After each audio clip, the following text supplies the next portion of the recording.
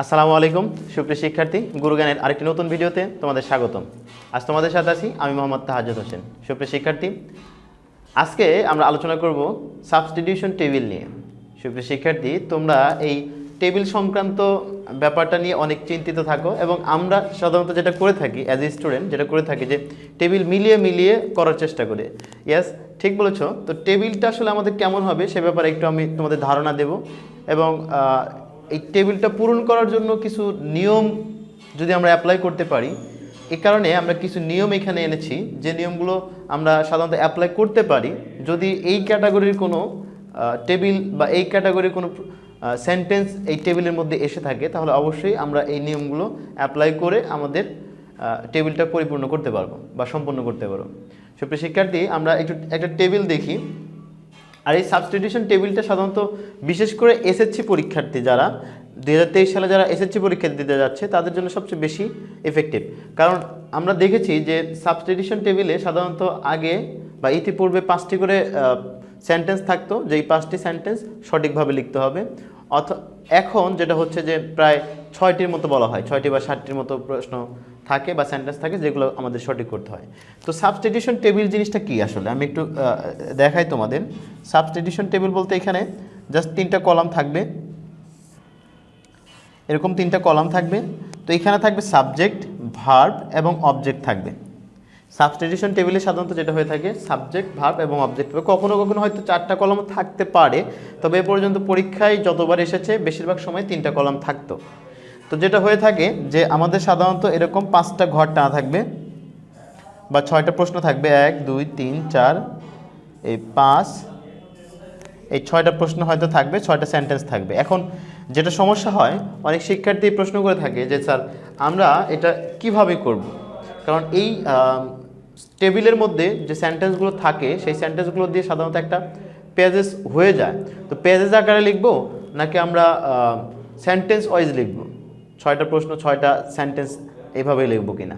তো আমি প্রথমে বলে দিচ্ছি যে 6টা সেন্টেন্স অবশ্যই সেন্টেন্স ওয়াইজ লিখবা। এবং তারপর যেটা করতে হবে, অনেক শিক্ষার্থী যেটা জিজ্ঞেস করে যে স্যার এখান থেকে যদি আমি এখান থেকে মিলাই, মাঝখান থেকে যদি একটা শব্দ মিলাই বা একটা সেন্টেন্স মিলাই তা হবে, নাকি আমরা শুরু থেকে যদি মিলাই নাকি হবে না, এরকমভাবে জিজ্ঞেস করে থাকে। তো আমরা যেটা বলে থাকি সাধারণত চেষ্টা করবা এই প্রথম মানে সাবজেক্টের সারিতে যে প্রথম শব্দটা থাকবে, সাবজেক্টের সারিতে যে প্রথম সাবজেক্টটা থাকবে সেই সাবজেক্টটা নিয়ে পরবর্তীতে ভার্ব এখান থেকে যে কোনো একটা মিলতে পারে, ধরো এই ঘরে মিললো, এবং অবজেক্টের ধরো শেষের ঘরে মিললো সাপোজ, তাহলে এইটা এটা এবং এটা নিয়ে একটা পরিপূর্ণ বাক্য লিখবে এভাবে নাম্বারিং করে। ওকে, এখন তুমি বলতে পারো স্যার আমি এখান থেকে শুরু করবো না, আমি মাঝখান থেকে শুরু করতে পারো, ডাজন্ট ম্যাটার, শেষ থেকে শুরু করতে পারো। তো এভাবে আমরা শুরু করার যে ব্যাপারটা আমরা এভাবে করতে পারি যে কোথা থেকে শুরু করবে এটা আসলে অতটা জরুরি না। আমাদের জরুরি হচ্ছে যে আমরা সেন্টেন্সগুলো সাজাচ্ছি সেই সেন্টেন্সগুলো পরিপূর্ণ অর্থ দিচ্ছে কিনা, এটাই আমাদের হচ্ছে মেইন টার্গেট থাকে। তো এক্ষেত্রে এই টেবিল বা সাবস্টিটিউশন টেবিল পূরণ করতে বা সাবস্টিটিউশন টেবিলে যে সেন্টেন্সগুলো থাকে সেন্টেন্সগুলো সঠিক করতে আমাদের যেটা সবচেয়ে বেশি দরকার পড়বে সেটা হচ্ছে বাংলা অর্থ জানা। আমরা যদি এই টেবিলের মধ্যে যে শব্দগুলো দেওয়া থাকবে সেই শব্দগুলোর যদি অর্থ আমরা বুঝতে পারি তাহলে সবচেয়ে ভালো হবে, আমাদের এই সেন্টেন্সগুলো পরিপূর্ণভাবে আমরা সঠিক করতে পারবো। সুপ্রিয় শিক্ষার্থী, এই ব্যাপারটাকে আমরা কোশ্চেন ওয়াইজ আলোচনা করব। তার আগে আমরা কিছু নিয়ম এখানে অ্যাপ্লাই করব বা কিছু নিয়ম এখানে আমি তোমাদের সামনে উপস্থাপন করছি যে নিয়মগুলো থেকে আমাদের কমন পাওয়ার সম্ভাবনা থাকবে। এবং এই নিয়মগুলোর মধ্যে থেকে যদি কখনো কোনো প্রশ্ন বা কোনো সেন্টেন্স মিলে যায় তাহলে তো অনেক ভালো হয়ে গেল অবশ্যই। তবে আমি বলছি যে এই ভিডিওতে তোমরা যদি আমাদের এই এই ক্লাসটা সম্পূর্ণ দেখো তাহলে আশা করছি যদি তুমি বাংলা অর্থ নাও জানো তা 50% মতো ক্লিয়ার হয়ে যাবে যদি বাংলা অর্থ নাও জানো। তবে বাংলা অর্থটা জানার জন্য আমাদের যেটা করতে হবে বেশি বেশি করে প্র্যাকটিস করতে হবে এবং ভোকাবুলারিটি শিখতে হবে। আর আরেকটা ব্যাপার যেটা আমরা করে থাকি অ্যাজ এ স্টুডেন্ট, আমরা সাধারণত যে আমাদের বইয়ের মধ্যে যে টেবিলগুলো থাকে বা প্রশ্নগুলো থাকে সেগুলো আমরা কি করি যে হুবহুব অ্যান্সার শিট দেখে আমরা প্রথমে মিলানোর চেষ্টা করি। এই জিনিসটা আমাদের শিক্ষার্থীর জন্য খুবই খারাপ একটা দিক। কারণ আমরা প্রশ্ন দেখে যদি নিজে নিজে চেষ্টা করি, তোমরা কিন্তু পারো এবং বোঝো। দেখো আমি এখানে যে শব্দগুলো লিখছি যদি বোঝা যায় বোর্ডে, এবং তোমার বইটা খুলে দেখো বইয়ের মধ্যে যে শব্দগুলো বা প্রতিটা লাইন আছে সেই লাইনগুলো বা প্রত্যেকটা গল্পের মধ্যে হয়তো বড় যে তুমি 5টা বা 7টা শব্দের অর্থ জানো না, কিন্তু বাকি যে অর্থগুলো রয়েছে, বাকি যে শব্দগুলো রয়েছে সবগুলো অর্থই তুমি জানো। কিন্তু তুমি চেষ্টা করো না, তুমি চেষ্টা না করে সরাসরি অ্যান্সার শিটের দ্বারস্থ হও, যে কারণে তোমার কাছে মনে হয় যে আমাদের কাছে এই টেবিল বলো বা অন্য যে কোনো কোশ্চেন বলো খুবই কঠিন একটা ব্যাপার। তবে এখানে আরেকটা কথা আমি বলে রাখলাম যে আমরা এই টেবিল এলোমেলোভাবে লিখলেও কোনো সমস্যা নাই, তবে আমরা চেষ্টা করব এই সাবজেক্টের সারিতে যে প্রথম শব্দটা থাকবে সেই শব্দ দিয়ে শুরু করা। ওকে, এরপর হচ্ছে ভার্ব, এরপর অবজেক্ট, এইভাবে আমরা লেখার চেষ্টা করব। এখন আসো আমরা কিছু নিয়ম অ্যাপ্লাই করে দেখি বা নিয়ম দেখি। দেখো এখানে প্রথম যে নিয়মটা আমরা এখানে এনেছি যে সাবজেক্ট থাকবে, ভার্ব থাকবে এবং সে ভার্বটা কী হবে, ইনট্রানজিটিভ। অনেক সময় দেখা যায় যে আমাদের এই টেবিলে দুটো শব্দ আছে, সাবজেক্টের জায়গায় আছে এবং ভার্বের জায়গায় আছে, অবজেক্টের জায়গায় কোনো কিছু নাই। সেই ক্ষেত্রে কেমন হয়, তো এই সাবজেক্ট এবং ভার্ব যদি থাকে তাহলে অবশ্যই, যদি অবজেক্ট না থাকে তাহলে সেটা হচ্ছে ইনট্রানজিটিভ ভার্ব। আর ইনট্রানজিটিভ ভার্ব বলতে আমরা যেটা বুঝে থাকি যে এই ইনট্রানজিটিভ ভার্ব যখন কোনো বাক্যে ব্যবহৃত হয় তখন সেই বাক্যটি নিজের বা সেই ভার্ব বা সেই অবজেক্ট ছাড়াই তার অর্থ প্রকাশ করতে পারে এবং পরিপূর্ণ অর্থ প্রকাশ করে। যে কারণে ইনট্রানজিটিভ ভার্বের আমরা যেটা বলে থাকি যে কখনো ভয়েস চেঞ্জ হয় না, শুধুমাত্র ট্রানজিটিভ ভার্বের ভয়েস চেঞ্জ হয়। তাহলে একটু খেয়াল করে দেখো যে আমাদের এই অংশটুকু ধরো এরকম থাকবে, এটা সাবজেক্টের ঘরে থাকবে, এটা অবজেক্টের ঘরে থাকবে বা ভার্বের ঘরে থাকবে, এটা সাবজেক্টের ঘরে থাকবে, এটা ভার্বের ঘরে থাকবে। তাহলে টেবিলে যখন সাজানো থাকবে এই বার্ডস কথাটা ধরো এখানে থাকতে পারে এবং ফ্লাই কথাটা ধরো ভার্বের এইখানে থাকতে পারে। ওকে, তাহলে একটু খেয়াল করে দেখো, বার্ডস ফ্লাই মানে পাখি ওড়ে। দেখো ফ্লাই দ্বারা কিন্তু এই পাখির ওড়ার যে ব্যাপারটা এটা সম্পূর্ণরূপে প্রকাশ করছে, এখানে আর কোনো আকাঙ্ক্ষা নেই। মানে একটা সেন্টেন্সের তিনটা ব্যাপার থাকে বা তিনটা বিষয় থাকে, যে আকাঙ্ক্ষা, আসক্তি এবং যোগ্যতা। আকাঙ্ক্ষা, আসক্তি এবং যোগ্যতা।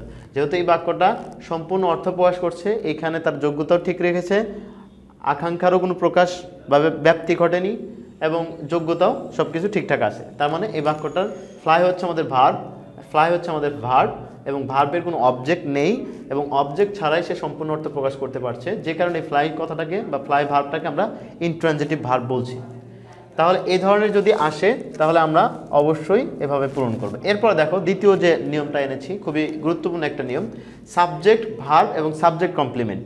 অনেক সময় এখানে সাবজেক্ট থাকবে, ভার্ব থাকবে, অবজেক্টের জায়গায় সাবজেক্টের কমপ্লিমেন্ট বসতে পারে। কেমন একটু আমরা খেয়াল করে দেখি। দেখো বলছে Rakib is student, Rakib is a student. আসলে সাবজেক্ট কমপ্লিমেন্ট ব্যাপারটা কেমন একটু খেয়াল করে দেখো, যে সাবজেক্ট কমপ্লিমেন্ট ব্যাপারটা আসলে কি। বলছে Rakib is a student, Rakib হচ্ছে আমাদের সাবজেক্ট, রাকিব কি, রাকিব হচ্ছে আমাদের সাবজেক্ট, ইজ হচ্ছে ভার্ব, এ স্টুডেন্ট, স্টুডেন্ট দ্বারা কাকে বোঝাচ্ছে, স্টুডেন্ট মানে ছাত্র, স্টুডেন্ট মানে ছাত্র, তাহলে ছাত্র এই স্টুডেন্ট দ্বারা কাকে বোঝাচ্ছে, এই স্টুডেন্ট দ্বারা কিন্তু রাকিবকেই বোঝাচ্ছে। তার মানে রাকিব যেই ব্যক্তি, স্টুডেন্টও কিন্তু সেই ব্যক্তি। তাহলে Rakib is a student, Rakib হয় একজন ছাত্র, এই স্টুডেন্ট কথাটা হচ্ছে রাকিবের কমপ্লিমেন্ট। যেহেতু রাকিব একটা সাবজেক্ট এবং স্টুডেন্ট হচ্ছে কমপ্লিমেন্ট, সুতরাং এই স্টুডেন্টকে আমরা বলতে পারি সাবজেক্টের কমপ্লিমেন্ট, সাবজেক্টের কমপ্লিমেন্ট। তাহলে স্টুডেন্ট হচ্ছে সাবজেক্ট, মানে রাকিবের যে কথা স্টুডেন্টের সেই কথা, রাকিব ইজ স্টুডেন্ট। এছাড়া আবার পরের বাক্য দেখো, this is a pen, this is a pen, এভাবে বলো, দিস ইজ এ পেন। তার মানে পেন হচ্ছে একটা অবজেক্ট এবং দিস এটা হচ্ছে প্রোনাউন, সাধারণত প্রোনাউন, কিন্তু এখানে নাউন হিসেবে ব্যবহার করা হচ্ছে বা সাবজেক্ট হিসেবে ব্যবহার করা হচ্ছে। তাহলে দিস, আমি বললাম দিস, এই দিস মানে এইটিও যে ব্যাপার, এই কলমটিও একই ব্যাপার। তার মানে এটা হচ্ছে আমাদের সাবজেক্ট এবং সাবজেক্টের কমপ্লিমেন্ট হচ্ছে পেন। তার মানে এই পেন হচ্ছে সাবজেক্টের কমপ্লিমেন্ট। সুপ্রিয় শিক্ষার্থী, এছাড়া আরেকটা বাক্য দেখতে পারো, আমি যদি বলি রাকিব ইজ এ টিচার, কি বললাম, রাকিব ইজ এ টিচার, এখানে বলছিলাম স্টুডেন্ট, এখানে বললাম হচ্ছে টিচার। তাহলে দেখো রাকিব দ্বারা কিন্তু টিচারকে বোঝাচ্ছে, রাকিব হয় একজন শিক্ষক, তাহলে এই শিক্ষকের যে কথা রাকিবও একই কথা। এই টিচার দ্বারা কাকে বোঝাচ্ছে, রাকিবকেই বোঝাচ্ছে, Rakib is a teacher, teacher দ্বারা কাকে বোঝাচ্ছে, রাকিবকে বোঝাচ্ছে। সুতরাং রাকিব যে কথা টিচারও একই কথা। তাহলে এই রাকিব হচ্ছে সাবজেক্ট এবং এর কমপ্লিমেন্ট হিসেবে বসেছে টিচার, তাহলে এই টিচার কথাটা হচ্ছে সাবজেক্ট কমপ্লিমেন্ট। আশা করি ব্যাপারটা বুঝতে পেরেছো। যদি এরকম থাকে তাহলে আমরা বসাতে পারবো অবশ্যই। তো শূন্যস্থানে কেমন থাকবে বা টেবিলে কেমন থাকবে, ধরো এই রাকিব অংশটুকু সাবজেক্টের এখানে থাকবে, ভার্বের জায়গায় থাকবে ইজ, ভার্বের জায়গায় থাকবে ইজ এবং অবজেক্টের থাকবে হচ্ছে আ স্টুডেন্ট। ওকে, এভাবে আমরা মিলাবো সুপ্রিয় শিক্ষার্থী। এরপরের নিয়মটা দেখো, subject plus verb plus direct object. Subject plus verb plus direct object. অনেক সময় ডাইরেক্ট অবজেক্ট কেমন থাকবে, যেমন দেখো সাবজেক্ট আই, এরপর ভার্ব আছে কি নো, এরপর হার অ্যাড্রেস, এইটুকু হচ্ছে ডাইরেক্ট অবজেক্ট। ডাইরেক্ট অবজেক্ট মানে এখানে কোনো ভনিতা চলবে না। তাহলে আই নো হার অ্যাড্রেস, তাহলে আমাদের টেবিলে যেমন থাকবে, ধরো এখানে আই থাকলো, এখানে নো থাকলো, এখানে হার অ্যাড্রেস, তার মানে আমাদের যেটা করতে হবে এই নিয়ম অনুযায়ী আমাদের বসাতে হবে। নিয়মগুলো একটু খেয়াল করে দেখো। তাহলে আই নো হার অ্যাড্রেস, পরেরটা দেখো দ্য গার্ল, এই অংশটুকু থাকবে শুরুতেই, এরপর হ্যাজ লস্ট এই অংশটুকু হয়তো মাঝখানে ভার্বের জায়গায় থাকতে পারে। এরপরে her purse, the girl has lost her purse, অর্থাৎ মেয়েটি তার পার্স হারিয়ে ফেলেছে। তাহলে এই অংশটুকুকে বলা হচ্ছে যে ডাইরেক্ট অবজেক্ট। এরপরে দেখো সাবজেক্ট ভার্ব, এরপর indirect object, direct object, indirect object, direct object. আচ্ছা, এখন ইনডাইরেক্ট অবজেক্টটা কেমন, ডাইরেক্ট অবজেক্টটা কেমন একটু খেয়াল করে দেখো। The teacher gave us homework, দেখো গেভ আস হোমওয়ার্ক, একটু খেয়াল করে দেখো এই অংশটুকু বলা হচ্ছে সাবজেক্ট, গেভ হচ্ছে ভার্ব, আস হচ্ছে ইনডাইরেক্ট অবজেক্ট, হোমওয়ার্ক হচ্ছে ডাইরেক্ট অবজেক্ট সরি। তাহলে দ্য টিচার হচ্ছে সাবজেক্ট, গ্যাব হচ্ছে ভার্ব, আস হচ্ছে ইনডাইরেক্ট অবজেক্ট এবং হোমওয়ার্ক হচ্ছে ডাইরেক্ট অবজেক্ট। তাহলে কেমন ব্যাপারটা একটু খেয়াল করে দেখো, subject verb indirect object direct object. আচ্ছা, ইনডাইরেক্ট অবজেক্ট সাধারণত প্রোনাউন বা পসেসিভ প্রোনাউন যেগুলো আছে এগুলো হয়ে থাকে।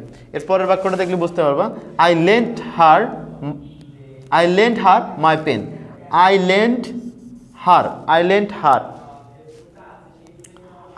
হার, এই হারটা হচ্ছে ইনডাইরেক্ট অবজেক্ট এবং মাই পেন হচ্ছে ডাইরেক্ট অবজেক্ট। তাহলে I lent her my pen, আমি তাকে আমার কলমটি ধার দিয়েছি। তাহলে I lent her my pen, এই মাই পেনটা হচ্ছে ডাইরেক্ট অবজেক্ট, হার হচ্ছে ইনডাইরেক্ট অবজেক্ট। সুপ্রিয় শিক্ষার্থী, আশা করি বুঝতে পেরেছো।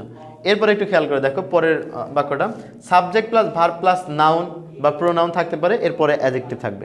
তাহলে subject plus verb plus noun অথবা প্রোনাউন থাকতে পারে, এরপর হচ্ছে অ্যাডজেক্টিভ থাকবে। কেমন থাকবে দেখো, এই দ্য বয় এটুকু হচ্ছে সাবজেক্ট, পুস্ট এটা হচ্ছে ভার্ব, এরপর দেখো দ্য ডোর এটা হচ্ছে নাউন, এরপর দেখো কি বলছে, ওপেন হচ্ছে অ্যাডজেক্টিভ। তাহলে বলছে the boy post the door open, অর্থাৎ বালকটি দরজা খোলার জন্য বা খুলতে পুশ করলো বা ধাক্কা দিল, দরজা খোলার জন্য ধাক্কা দিল। তাহলে এটার নাম কি, এটা হচ্ছে অবজেক্ট। এরপর দেখো we found the tank empty, তাহলে উই হচ্ছে আমাদের সাবজেক্ট, ফাউন্ড হচ্ছে ভার্ব, দ্য ট্যাঙ্ক হচ্ছে আমাদের নাউন এবং এমটি কথাটা হচ্ছে অ্যাডজেক্টিভ। তাহলে এভাবে আমরা বসানোর চেষ্টা করব। যদি কখন আমরা দেখি যে আমাদের উই ফাউন্ড এই দুইটা কথা একসাথে বসছে এবং পরবর্তী এভাবে বসছে, তাহলে আমরা এই নিয়মটা অ্যাপ্লাই করার চেষ্টা করব। পরের নিয়মটা দেখো, সাবজেক্ট ভার্ব প্রিপোজিশন এবং প্রিপোজিশনাল অবজেক্ট। ব্যাপারটা কেমন একটু খেয়াল করে দেখো, যে সাবজেক্ট বসছে ওই, এরপর ভার্ব, এই সম্পূর্ণটুকু ভার্ব, এটা কন্টিনিউয়াস টেন্স, এরপর প্রিপোজিশন বসছে ফর এবং ফরের হচ্ছে অবজেক্ট হচ্ছে ফারুক। তাহলে we are waiting for Faruk, তাহলে দেখো খেয়াল করে দেখো যে we are waiting for Faruk, আমরা ফারুকের জন্য অপেক্ষা করছি, ফারুকের জন্য। তাহলে খেয়াল করে দেখো এই প্রিপোজিশনটা যে বসানো হয়েছে শুধুমাত্র এই ফারুক শব্দটাকে ব্যবহার করার জন্য, তার মানে এই প্রিপোজিশনাল অবজেক্ট হচ্ছে ফারুক, যে কারণে বলা হচ্ছে প্রিপোজিশনাল অবজেক্ট। এই ফারুক হচ্ছে এখন প্রিপোজিশনাল অবজেক্ট। তাহলে we are waiting for Faruk, এটা হচ্ছে প্রিপোজিশনাল অবজেক্ট। এরপর দেখো he agreed to our proposal. আচ্ছা, খেয়াল করে দেখো এটা হচ্ছে সাবজেক্ট ভার্ব, এ পর্যন্ত ঠিক আছে। এরপর হচ্ছে টু হচ্ছে প্রিপোজিশন। তাহলে হি অ্যাগ্রিড, সে রাজি হয়েছিল, কথা শেষ। টু আওয়ার প্রপোজাল, আমাদের প্রস্তাবেতে, এই যে তে, আমরা জানি টু মানে হচ্ছে তে বা প্রতি, প্রস্তাবেতে রাজি হয়েছিল। তাহলে এই পরের অংশটুকু সম্পূর্ণ হচ্ছে প্রিপোজিশনাল অবজেক্ট। এর পরের নিয়মটা দেখো শিক্ষার্থী, এখানে বলছে subject plus verb plus to infinitive. এখানে বলছে as object of the verb, অর্থাৎ টু ইনফিনিটিভটা বসবে এই ভার্বের অবজেক্ট হিসাবে। সাধারণত আমরা জানি যে টু ইনফিনিটিভ কখনো কখনো সাবজেক্ট হিসেবে ব্যবহার হয়ে থাকে, তবে এইখানে এইরকম যদি কোনো সেন্টেন্স থেকে থাকে বা এরকম কোনো এই স্ট্রাকচার অনুযায়ী যদি কোনো সেন্টেন্স থেকে থাকে টেবিলে, তাহলে অবশ্যই আমরা এই নিয়মটা অ্যাপ্লাই করব। যেমন বলছে শি অর্নস, শি হচ্ছে সাবজেক্ট, অর্নস হচ্ছে আমাদের ভার্ব। এরপর হচ্ছে টু গো, খেয়াল করে দেখো টু গো, টু ইনফিনিটিভ বলতেই যেটা আমরা বুঝে থাকি যে টু প্লাস ভার্ব, আমরা যেটাকে ইনফিনিটিভ বলি, টু ইনফিনিটিভ যেটা, অর্থাৎ টু প্লাস ভার্ব। তাহলে হি অর্নস টু গো। এখানে আরেকটা নিয়ম বলে রাখি তোমাদের, যে গো একটা ভার্ব, ওয়ান্ট একটা ভার্ব, গো একটা ভার্ব, ওয়ান্ট একটা ভার্ব, দুই বা ততোধিক ভার্ব, অর্থাৎ দুইয়ের অধিক ভার্ব বা দুইটি ভার্ব যখন, দুইয়ের অধিক বলা যাবে না, দুটি ভার্ব যখন, কয়টি ভার্ব, দুটি ভার্ব যখন পাশাপাশি বসে, দুটি ভার্ব যখন কি বসে, পাশাপাশি বসে, তখন তাদের মাঝখানে প্রিপোজিশন টু বসে। প্রিপোজিশন কি বসে, টু বসে। দুটি ভার্ব যখন পাশাপাশি বসে তখন তাদের মাঝখানে প্রিপোজিশন টু বসে, এবং টু এর পরে ভার্বের সবসময় প্রেজেন্ট ফর্ম হয়। টু এর পরে ভার্বের সবসময় কি হয়, প্রেজেন্ট ফর্ম হয়। We would like to visit, দেখো উই উড লাইক হচ্ছে একটা ভার্ব, এরপর হচ্ছে ভিজিট হচ্ছে একটা ভার্ব, কিন্তু এই সম্পূর্ণটুকু হচ্ছে আমাদের ইনফিনিটিভ। আচ্ছা, to infinitive, we would like to visit museum, অর্থাৎ আমরা জাদুঘরে ভ্রমণ করতে চাই। সুপ্রিয় শিক্ষার্থী, আশা করি বুঝতে পারছো। এরপরের নিয়মটা দেখো, বলছে subject plus verb plus noun অথবা প্রোনাউন প্লাস টু ইনফিনিটিভ। প্রথমে বললাম হচ্ছে ভার্বের টু ইনফিনিটিভ, অর্থাৎ ভার্বের অবজেক্ট হিসেবে বসবে, কিন্তু এইবার এসে বলা হচ্ছে যে নাউনের পরে বসবে, নাউন অথবা প্রোনাউনের পরে বসবে টু ইনফিনিটিভ। তাহলে একটু খেয়াল করে দেখো যে I would like you to study, এই যে টু, ওকে, কার পরে বসছে, ইউ এর পরে বসছে, অর্থাৎ নাউন অথবা প্রোনাউনের কথা বলছিল, ইউ একটি প্রোনাউন, তাহলে প্রোনাউনের পরে ইনফিনিটিভ বসছে, তার মানে এটা হচ্ছে to infinitive. He helped me to carry the box, অর্থাৎ হি হেল্পড মি, দেখো এই যে মি হচ্ছে আমাদের প্রোনাউন, এরপর টু ক্যারি হচ্ছে আমাদের ইনফিনিটিভ। তাহলে এভাবে আমরা বসাতে পারি। এরপর দেখো 9 নম্বর যে নিয়মটা বলা হয়েছে সাবজেক্ট ভার্ব এবং জিরান্ট, সাবজেক্ট ভার্ব এবং জিরান্ট। তাহলে খেয়াল করে দেখো she began singing, তাহলে এখানে খেয়াল করে দেখো যে সে গান গাওয়া শুরু করলো বা শুরু করছিল। তাহলে এখন এখানে খেয়াল করে দেখো যে গান গাওয়া শুরু করেছিল। আমরা জানি জিরান্ট সাধারণত নাউনের কাজ করে, অনেক সময় ভার্বেরও কাজ করে থাকে, তবে এখানে কিসের কাজ করছে, অবশ্যই নাউনের কাজ করছে অবজেক্ট হিসাবে। তাহলে she began singing, এই যে সিং একটি ভার্ব, এর সাথে আইএনজি যুক্ত করে এটা কি হয়ে গেছে, জিরান্ট হয়ে গেছে। এরপরে he has finished talking। এখানে আরেকটা বিষয় বলে রাখি যে এক বা একাধিক ভার্ব পাশাপাশি বসলে তাদের মাঝখানে টু বসে, তবে টু যদি না বসাও তাহলে অবশ্যই পরবর্তী ভার্বের সাথে আইএনজি ফর্ম যোগ করতে হবে, এবং সেটা তখন জিরান্ট হয়ে যাবে। সেম ঘটনা। সর্বশেষ যে নিয়মটা এখানে তোমাদের জন্য দেওয়া হয়েছে, দেখো বলছে subject plus verb plus that close, যেটা হচ্ছে object of verb. That close যেটা বসবে সেটা সাধারণত ভার্বের অবজেক্ট হিসেবে বসবে, তাহলে কি বলছে, আই সাপোজ এটা হচ্ছে verb, that he is not at home, সে এখন বাড়ি নেই। সাপোজ দ্যাট, আচ্ছা আমার কাছে মনে হয়, সাপোজ মানে মনে করা, সাপোজ আমার মনে হয় যে সে এখন বাড়ি নেই। We hoped that you would succeed, আমি মনে করি যে তুমি সফল হবে। সুপ্রিয় শিক্ষার্থী, আশা করি এই যে 10টি নিয়ম তোমাদের দিলাম, আশা করি তোমরা বুঝতে পেরেছ। সুপ্রিয় শিক্ষার্থী, পরবর্তী ক্লাসে আমরা এই সাবস্টিটিউশন টেবিলের একটা টেবিল নিয়ে আলোচনা করব, চেষ্টা করব বোর্ড কোশ্চেন নিয়ে আলোচনা করার। সে পর্যন্ত সকলে ভালো থাকো, সুস্থ থাকো। ধন্যবাদ সবাইকে। আসসালামু আলাইকুম।